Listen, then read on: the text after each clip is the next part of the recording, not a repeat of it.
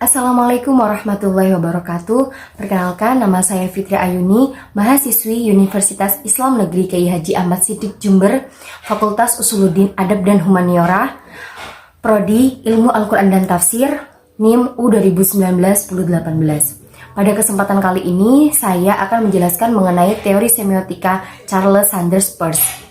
Sebelumnya saya akan menjelaskan mengenai biografi Charles, yaitu beliau lahir dari keluarga intelektual pada tahun 1839.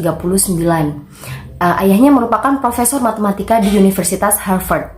Charles sendiri merupakan filsuf Amerika yang orisinal dan multidimensional. Oleh karena itu, beliau mendasarkan teori semiotika pada filsafat dan logika. Kemudian saya akan menjelaskan mengenai teori semiotika Charles. Sebelumnya Charles sangat senang membagi sesuatu jadi 3 bagian, termasuk teori semiotika ini. Jadi dalam teori semiotika Charles itu terbagi menjadi 3 bagian, berbeda dengan de Saussure yang hanya dibagi menjadi 2 bagian, yaitu yang ada signifier dan signified. Nah, sedangkan teori Charles itu menjadi 3 bagian, yaitu yang pertama representamen, yang kedua objek, kemudian interpretan. Representamen itu sendiri yaitu bentuk fisik dari sebuah tanda. Kemudian objek yaitu tanda, dan interpretan maksud dari sebuah tanda itu sendiri.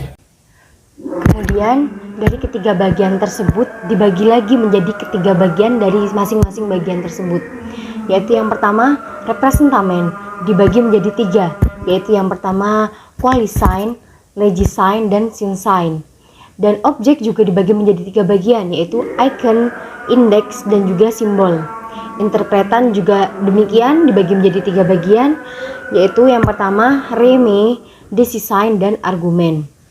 Kemudian saya akan menjelaskan mengenai pengaplikasian teori semiotika Charles terhadap ayat Al-Quran. Yaitu di sini saya mengambil pada surah Al-Ahzab ayat 59 yang berbunyi, A'udzu billahi minasyaitonir rajim. Bismillahirrahmanirrahim. Ya ayyuhan nabiyyu qul li azwajika wa banatika wa nisa'il mu'minina yudnina 'alaihinna min jalabibihin. Dzalika adna an ya'rafna fala yu'zain wa kana Allahu ghafurar rahima. Di mana ayat tersebut menjelaskan mengenai perintah terhadap para wanita termasuk istri-istri Nabi dan juga para perempuannya orang mukminin untuk menggunakan jilbab. Nah, pada pengaplikasian teori semiotika Charles itu kerudung merupakan representamen atau jilbab merupakan representamen. Kemudian objeknya yaitu penutup kepala bagi seorang wanita muslimah merupakan objeknya. Kemudian interpretannya itu bisa berubah-ubah seiring berjalannya zaman.